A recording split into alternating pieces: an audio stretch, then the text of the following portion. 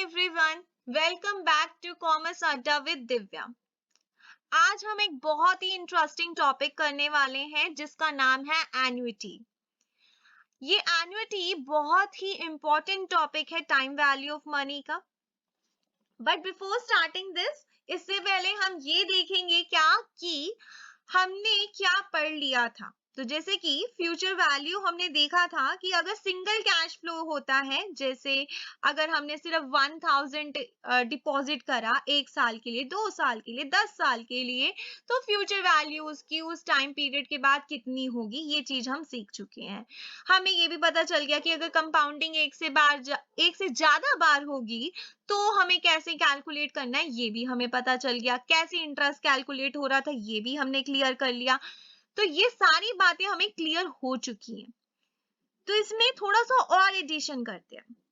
हमारी इन्वेस्टमेंट कुछ इस तरह से भी तो हो सकती थी कि हम 1000 हर साल डिपॉजिट करते जाते, मतलब कि हमने ईयर 1 के अंदर भी 1000 डिपॉजिट कर दिया, देन ईयर 2 में भी 1000 डिपॉजिट कर दिया, ईयर 3 में भी 1000 डिपॉजिट कर दिया, देन ईयर 4 में भी 1000 हमने डिपॉजिट कर दिया, एंड ईयर 5 में भी 1000 हमने डिपॉजिट कर दिया। इस बार मैंने 1 साल में सिर्फ नहीं डिपॉजिट करा, मतलब कि एक ही बार डिपॉजिट नहीं करा, मैंने इस बार 5 बार डिपॉजिट कर दिया।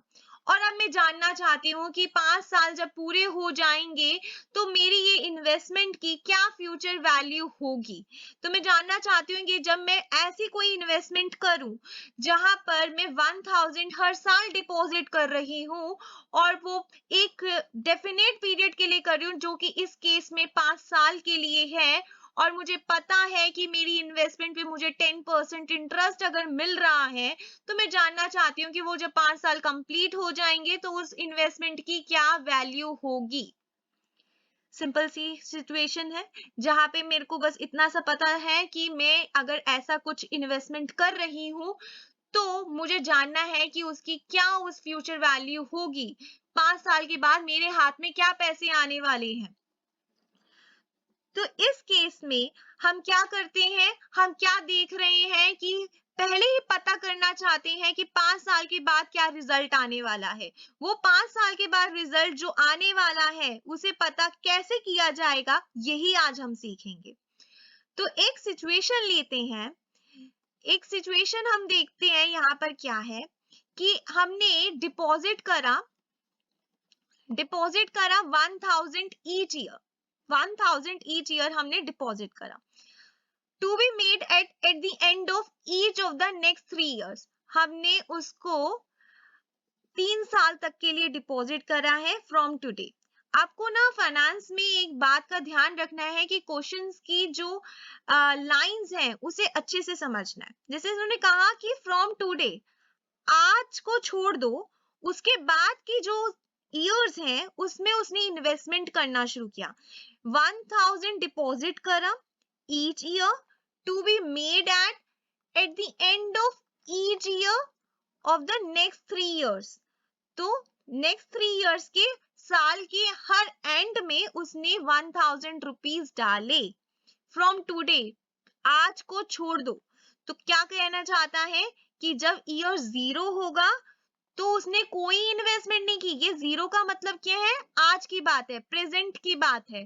तो इस प्रेजेंट में उसने कोई इन्वेस्टमेंट नहीं करी, बट अगले साल ईयर 1 में उसने क्या किया, जब ईयर 1 का एंड होने वाला था, मान लेते हैं दिसंबर एंड को ही हम कह रहे हैं कि 31 दिसंबर में वो ईयर एंड हो रहा है, उस 31 दिसंबर में जब उसका ईयर एंड हो रहा है उसने क्या किया, 1000 अपने यहाँ पे डिपॉजिट कर दिए। ईयर 2 में जब दिसंबर एंड आया तो उसने फिर से 1000 डिपॉजिट कर दिए। ईयर 3 में भी ऐसे ही हुआ, 1000 उसने डिपॉजिट कर दिए जब दिसंबर एंड आया। तो हम इसकी कैलकुलेशन कुछ देखते हैं कि किस तरह की होगी। देखिए, ईयर 1 में जब उसने 1000 डिपॉजिट करा था, ईयर एंड में जब उसने 1000 को डिपॉजिट करा, तो आप क्या देखते हो, ये जो ईयर एंड में उसने डिपॉजिट किया, आप देखो साल के एंड में कर रहा है, 31 दिसंबर को कर रहा है। अब बताइए ये एंड होने वाला है, क्या इस साल में क्या ये इंटरेस्ट अर्न कर सकता था? नहीं, इस साल में तो बैंक ने इस पैसे को यूज ही नहीं करा। जब यूज ही नहीं करा तो इंटरेस्ट किस बात का भाई? क्यों भाई वो इंटरेस्ट दे? तो 1000 पर इसको इस साल तो कोई इंटरेस्ट नहीं मिलने वाला है। इस साल इसे कोई इंटरेस्ट नहीं मिलने वाला इस 1000 पर जब वो इस सेकेंड ईयर में आएगा, ये पैसे बैंक में अभी भी तो है, सेकेंड ईयर में भी तो ये वाले पैसे को ये यूज करने वाला है ना ये बैंक इस पैसे को भूल थोड़ी ना जाएगा, सेकेंड ईयर में भी तो ये वाला पैसा आएगा, तो इस वाले पैसे को वो इसमें यूज तो कर ही लेगा।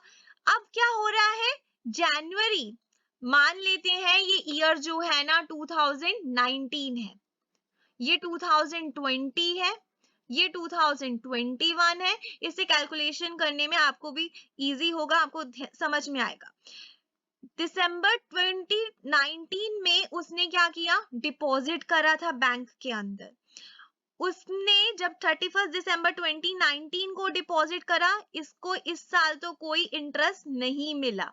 उसके बाद 31 दिसंबर 2020 इसे अपना पहला इंटरेस्ट मिलेगा। हम सिर्फ अभी 1000 की बात कर रहे हैं और किसी की बात नहीं कर रहे, इस वाले ईयर की बात कर रहे हैं जो हमने ईयर 1 में डिपॉजिट करा था एट द एंड, सिर्फ अभी उसी की बात करेंगे। इसको पहला अपना इंटरेस्ट मिल जाएगा और उसको इंटरेस्ट कितना मिलेगा, उसको इंटरेस्ट मिलेगा 10% मान लेते हैं, 10% इंटरेस्ट मिलेगा। तो 1000 का 10% कितना हो गया, 100। तो 100 उसको इंटरेस्ट देना पड़ेगा। अब 100 हम उसको इंटरेस्ट देंगे तो कितनी वैल्यू हो जाएगी, अब उसका टोटल कितना हो जाएगा, पहले से 1000 थी, अब 100 और आ गए, तो टोटल बन गया अब उसका कितना, 1100 का बन गया। टोटल अब उसका कितना बन गया, 1100 का।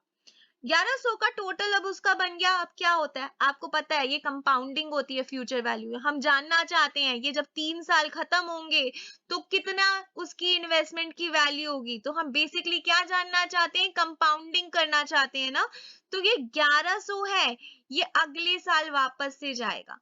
बैंक क्या करेगा, अब इस 1100 का यूज करने वाला है, बैंक अब इस 1100 का यूज करेगा और अब ये 1100 जो है अगले साल में ट्रांसफर होने वाले हैं, उसका यूज होने वाला है, इस ईयर नंबर 3 में जाने वाले हैं।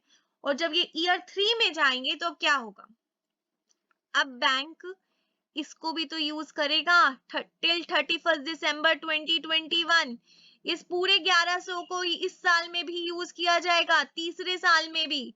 तो इस 1100 पे इंटरेस्ट बनता ही है, आप खुद सोचिए, बनेगा ना इंटरेस्ट। तो 1100 के ऊपर 10% इंटरेस्ट कितना हो जाएगा, 110। 1100 पे इंटरेस्ट कितना हो गया, 110। अब टोटल अमाउंट कितना बन जाएगा, अब टोटल अमाउंट आपका बन जाएगा कितना, 1210।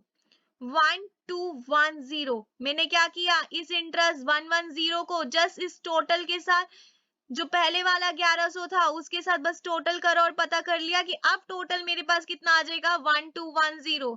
प्रिंसिपल अमाउंट को भी तो जोड़ोगे जो अब कब 1100 बन चुका था, उस 1100 को इंटरेस्ट के साथ जोड़ोगे कि 1210, अब आपका अमाउंट बन गया।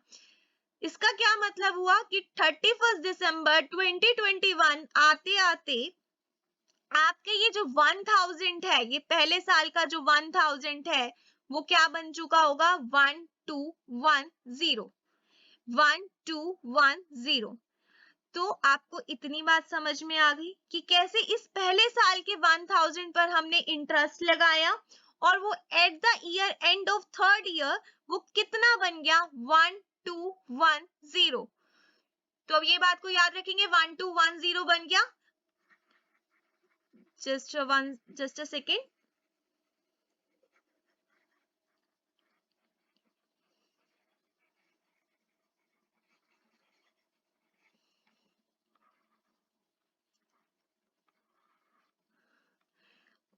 आपको समझ में आ जाए तो थोड़ा सा मैं अब इसको इस तरीके से लिख देती हूँ। ये जो पहला वाला 1000 है, ये कैसे हमने इसकी वैल्यू निकाली ये हम समझ चुके हैं। और ये तीसरे साल के एंड में 1210 बन चुका है। तीसरे साल के एंड में इसकी वैल्यू 1210 आ चुकी है। अब हम नेक्स्ट की बात करते हैं, सेकेंड ईयर की बात करते हैं, जिसमें हमने 1000 फिर से डिपॉजिट करा। अब हमें इस वाले के ऊपर इंटरेस्ट देना है। फिर से वही तरीका करेंगे। हमने क्या किया, इस सेकेंड ईयर के एंड में हमने 1000 को डिपॉजिट कर दिया। 31 दिसंबर 2020 को हमने 1000 डिपॉजिट करा। अब बताओ 31 दिसंबर 2020 को क्या इंटरेस्ट बनता है? बिल्कुल नहीं बनता मैम। कैसे बनेगा? 31 दिसंबर 2021 को क्या बनता है? यस, बैंक ने एक साल के लिए पैसा यूज कर लिया है, अब तो इंटरेस्ट बनता है, तो उसके ऊपर इंटरेस्ट लगा दो 10%। उसके ऊपर हमने पहला इंटरेस्ट लगा दिया 2021, मतलब कि इस ईयर में आते आते उसको इंटरेस्ट मिला। उसका वो क्या मिला? उसको 100 रुपीज का इंटरेस्ट मिला। जब आप इंटरेस्ट को उसके प्रिंसिपल अमाउंट से टोटल कर दोगे तो आपके पास कितना आ जाएगा? 1100। कितना आ गया आपका? 1100। वो हमने लिख दिया। तो इसका मतलब क्या हुआ कि जब 31 दिसंबर 2021 आएगा तो इस ईयर 2 के 1000 की वैल्यू क्या बन जाएगी? 1100 बन जाएगी। क्या बन जाएगी? 1100 बन जाएगी। इसकी वैल्यू क्या बन गई? 1100। नेक्स्ट हम फिर से ट्राई करते हैं। अब की बार क्या किया हमने? थर्ड ईयर के एंड में 2021 में हमने फिर से शुरू कर दिया डिपॉजिट, और हमारा अब की बार डिपॉजिट हुआ फिर से 1000 का। 1000 का हमने डिपॉजिट करा। 1000 का ये जो हमने डिपॉजिट करा है वो हमने देखा कि 31 दिसंबर 2021 को करा है। तो देखिए भाई, पहले ही साल के आखिर में हमने इस 1000 को डिपॉजिट किया है, क्या इस पे इंटरेस्ट बनता है? बिल्कुल भी नहीं बनता। तो जब इंटरेस्ट बनता ही नहीं है तो हमने 1000 को 1000 ही रहने दिया। अब हम देखते हैं कि साल के आखिर में, मतलब कि 31 दिसंबर 2021 को जो 1000 और ये 1100 हमारी ईयर 2 की जो इन्वेस्टमेंट बन गई थी और ईयर 1 की 1210 बन गई थी, इन सबका टोटल करके देखते हैं कि हमारे टोटल पैसे कितने हो चुके हैं। तो टोटल हमने कितने देखे रुपीस हो चुके थे? 3310। 3310 हमारे टोटल वैल्यू बन चुकी थी इस फ्यूचर वैल्यू की। अगर आप 1000 रुपए 3 साल तक डिपॉजिट करते हैं, हर साल डिपॉजिट करते हैं, 10% इंटरेस्ट के साथ करते हैं, तो आपके 3 साल के आखिर तक, मतलब कि 3 साल जब पूरे हो जाएंगे तब आपकी जो वैल्यू बनेगी उसे वो बनेगी 3310। 3310 ये आपको पहले ही पता चल गया। वो आपको प्रेजेंट में आपने पहले ही पता कर लिया कि इस इन्वेस्टमेंट से आपको कितना बेनिफिट होने वाला है। 3310 आपके पास अमाउंट आने वाला है, ये आपको पहले से ही पता चल गया। ठीक है, तो ये चीज तरीका होता है कि किसी चीज में आपको इन्वेस्टमेंट करनी चाहिए या नहीं करनी चाहिए, उससे आप प्रॉफिट कितना कमा लोगे ये आप पहले ही पता कर सकते हो। तो अब आपका कहना होगा कि जब हर चीज का फॉर्मूला है तो क्या इसका भी कोई फॉर्मूला है? यस, इसका भी फॉर्मूला है। हमें फाइनेंस में हर चीज का फॉर्मूला मिला हुआ है, तो इसका भी फॉर्मूला है जिससे आप बहुत इजीली निकाल सकते हो बिना ये सारी कैलकुलेशन किए। तो वो फॉर्मूला क्या है? उसके लिए आप पहले एक वर्ड का मतलब समझ लीजिए। जब जब आप एक से ज्यादा बार, मतलब कि कह लो एक से ज्यादा बार मल्टीपल कैश फ्लो कर रहे हो, मल्टीपल कैश फ्लो कर रहे हो अगर आप, पर आपका कैश फ्लो का जो अमाउंट है वो सेम है, कैश फ्लो अमाउंट जो भी है वो आपका इक्वल रहने वाला है, और ये जो कैश फ्लो जो चल रहा है वो फॉर डेफिनेट पीरियड, मतलब कि एक डिसाइडेड टाइम पीरियड तक ही चलेगा, ऐसा नहीं है कि जन्म जन्म तक चलता रहेगा। तो वो एक डेफिनेट पीरियड तक चलेगा, 5 साल, 10 साल, 20 साल, एक टाइम पीरियड डिसाइडेड है, वो टाइमलाइन डिसाइडेड है। तो अगर ऐसा है तो क्या कहते हैं इस तरह की इन्वेस्टमेंट को? एन्युटी। क्या कहते हैं? एन्युटी। जब आप इक्वल कैश अमाउंट अगर आप डिपॉजिट करते हो कहीं पर फॉर अ डेफिनेट पीरियड, तो उसे क्या कहते हैं? एन्युटी। तो ऐसी एन्युटी वाली पेमेंट्स में या फिर डिपॉजिट्स में आप किस तरह से कैलकुलेशन कर सकते हो, उसके लिए एक फॉर्मूला है। तो हम उसे इस तरह से देखेंगे।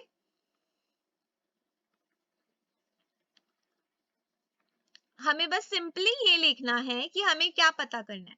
हमें जानना क्या चाहते थे? हम फ्यूचर वैल्यू जानना चाहते थे। हम जानना चाहते हैं, हमें कोई ज्यादा दिक्कत नहीं चाहिए, हमें बस इतना बता दो कि 3 साल के बाद हमारी इन्वेस्टमेंट जो है उसकी क्या फ्यूचर वैल्यू होगी। तो हमें बस फ्यूचर वैल्यू जाननी है, जो चीज जाननी है हमने लिख दिया, फ्यूचर वैल्यू जाननी है, इज इक्वल टू, आपको पता है कि आज आपके पास क्या है। देखो हमने कहा था ना, सीधी बात है, जो हमारे आज हमारे पास है उसे हम प्रेजेंट कहते हैं।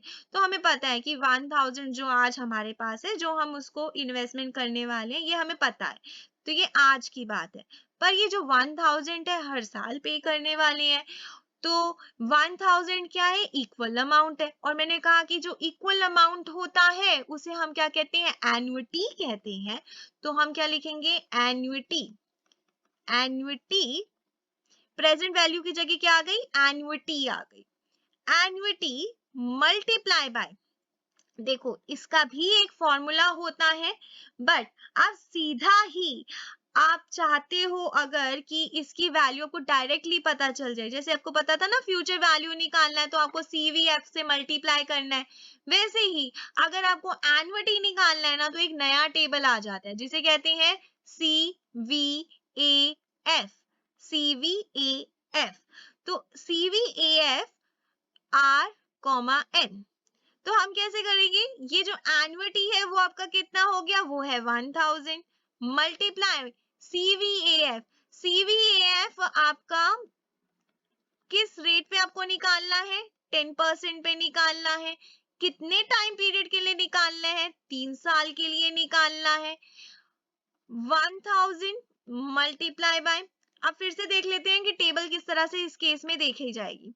तो टेबल कुछ इस तरह से देखी जाएगी। हमें क्या चाहिए था? 10% पर चाहिए, 3 साल के लिए चाहिए, और इस अमाउंट में दिया हुआ है 3.3100। तो मैं 3.31 लिख सकती हूँ, तो लिख देते हैं 3.31। तो आप देख सकते हैं, इसको सॉल्व करेंगे तो हमारे पास क्या आएगा? यही सेम अमाउंट आपको यहाँ पे भी मिला था, यही सेम अमाउंट आपको यहाँ पे भी मिला है, दोनों अमाउंट सेम है। तो आपकी कैलकुलेशन को इजी करने के लिए आप डायरेक्टली ये फॉर्मूला लगा सकते हैं और अपना काम इजीली कर सकते हैं। इसी को क्या कहते हैं? हम एन्युटी कहते हैं। आई होप आप लोगों को बहुत अच्छे से समझ आ चुका होगा कि एन्युटी क्या होता है। एक शॉर्ट रिवीजन जल्दी से कर लेते हैं। देखिए, हमने पहले ही पढ़ लिया था कि अगर एक सिंगल कैश फ्लो को अगर डिपॉजिट करते हैं तो कैसे उसकी फ्यूचर वैल्यू निकाली जाती है, ये हमें अच्छे से पता है। बट अगर इसी सिंगल कैश फ्लो को अब हम सिंगल ना रहने दें, मल्टीपल कर दें, तो मल्टीपल कर देंगे तो हर साल उसको डिपॉजिट करते हैं, और पर एक डेफिनेट पीरियड के लिए करते हैं, एक डेफिनेट टाइम के लिए करते हैं। तो उस केस में कैसे इसकी कैलकुलेशन की जाए, हमें कैसे पहले ही पता चल जाए कि उसका फ्यूचर वैल्यू क्या होगा, तो उस केस को में हम उसको कैसे कैलकुलेट करते हैं? जस्ट हमें क्या करना है? Future value is equal to annuity multiply by CVAF। हमें बस इतना ध्यान रखना है, हमें पता क्या करना है, हमें क्या पता करना है? फ्यूचर वैल्यू पता करनी है, is equal to annuity, annuity क्या है, जो कि एक्चुअली में आज हमारे पास सामने हमें पता है कि क्या हम अमाउंट को डिपॉजिट करने वाले हैं, बस प्रेजेंट वैल्यू की जगह वो क्या आ गई, एन्युटी आ गई, मल्टीप्लाई बाय CVAF, क्योंकि देखो एन्युटी आई है तो हमें एन्युटी वाला टेबल यूज करना पड़ेगा। अगर हम सिंपल वाला प्रेजेंट वैल्यू के साथ अगर हम उसको मल्टीप्लाई करते, एक तो हमें 1 by 1 कैलकुलेशन करनी पड़ती, हमें फिर से क्या करना पड़ता, पहले इस 1000 को मल्टीप्लाई करना पड़ता CVF, और आपका जो क्या था R एन, और इस वाले केस में आपका आर एन एन कितना होता, 10%, और ये कितने साल के लिए जा रही है, ये 2 साल के लिए आपके पास जा रही है, तो आपको इसे 2 साल के लिए ऐसे दिखाना पड़ता। बट अगर आप ईयर 2020 का देखते, ये वाला, फिर से अब अगर इसे इंडिविजुअली करते तो आप कैसे करते, कंपाउंड वैल्यू फैक्टर, आर आपका 10% होता, ये कितने टाइम के लिए जाता, 1 ईयर के लिए जाता, ये वाले की कोई इसकी कंपाउंडिंग होती ही नहीं क्योंकि ये तो एट द एंड में गया था। तो इस तरह से आपको 1 by 1 करना पड़ता। पर आपके कैलकुलेशन को और भी इजी करने के लिए क्या करा उन्होंने, उन्होंने सिंपली आपको एक एन्युटी टेबल पकड़ा दिया। उन्होंने कहा कि भाई पकड़ो एन्युटी टेबल और इससे इजीली कैलकुलेशन कर लो, एक ही बार में उस वैल्यू को पता कर लो कि क्या होगी। आपकी अंडरस्टैंडिंग के लिए मैं इसे उस तरीके से भी सॉल्व कर देती हूँ, 1000 मल्टीप्लाई बाय CVF 10% ऑफ 2, आप पता कर सकते हैं CVF 10% ऑफ 2 कितना होगा। यहाँ पर मेरे पास कोई CVF की टेबल है, एक मिनट,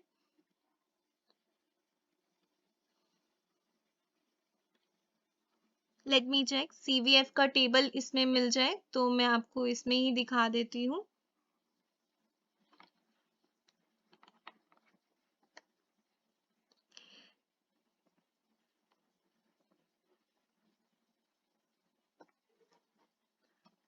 जस्ट अ सेकेंड, देखिए यहाँ पर आपको CVF का टेबल मिल जाएगा। तो मैंने आपको पहली वैल्यू क्या बोली, 10% को 2 पे देखिए, जो कि है 1.2100। तो एक बार इस वैल्यू को जल्दी से लिख लेते हैं, 1.2100, 1.2100। इसको सॉल्व करेंगे तो ये आपके पास कितनी आ जाएगी, 1210। जब हमने 10% को 1 पे देखा तो हमारी वैल्यू कितनी है, इसी टेबल पे वापस से आते हैं, 1.10। तो यही वैल्यू वापस से लिख देते हैं यहाँ पर, 1000 इंटू 1.10। तो इसे क्या सॉल्व करेंगे तो कितना बन जाएगा, 1100। तो देख सकते हो आप कि देखिए, ये मैंने जब कैलकुलेशन करी थी मैनुअली, तो ये 1000 को जब मैंने वैसे निकाला था तो भी 1100 ही तो आया था, जब मैंने इसे CVF के टेबल से देखा तो भी तो 1100 ही आया, और जब मैंने यहाँ वाले ईयर 1 का निकाला था कैलकुलेशन तो भी तो 1210 ही आया था, और जब मैंने इसे इस वाले टेबल से निकाला तो भी तो 1210 ही आया है, तो सेम ही है। पर आपकी कैलकुलेशन को और भी इजी करने के लिए उन लोगों ने एक एन्युटी टेबल दे दिया, उन्होंने कहा सीधा वैल्यू लो और डाल के सॉल्व कर लो, ठीक है। तो प्रेजेंट वैल्यू की जगह ही बस एन्युटी लिख दिया है और उसके साथ उसी एन्युटी टेबल का फैक्टर लिख दिया, दैट्स इट। सो आज के लिए आपके लिए इतना ही है। तो आप मुझे जरूर कमेंट बॉक्स में बताइएगा कि आप वीडियो आपको कैसी लगी, कहाँ पे भी आपको डाउट आया, तो आप जो भी आपको डाउट आए होंगे तो वो मुझे जरूर बताइएगा। Thank you so much.